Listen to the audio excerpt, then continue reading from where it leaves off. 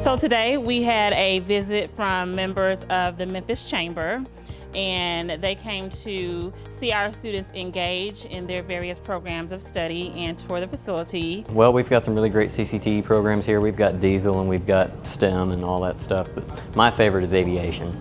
I'm part of the aviation program and they've given me the opportunity to build up great credentials. I already have my drone license and I've already gotten the opportunity to fly and build up flight hours, and I've flown a plane by myself. We want to make sure that the district knows that they are not in this by themselves. We want to ensure that it's understood by these students and these school leaders that businesses are absolutely interested and invested in the work, because at the end of the day, these students of today become the business, actually become the employees for these businesses of tomorrow. We also want them to know that we are training students, that they are going to be skilled when it is time for them to go into the world of employment. So our students are earning certifications that will make them employable when they leave high school. It's one thing to see things in pamphlets, it's one thing to see things on websites, it's one thing to actually even hear things from district officials.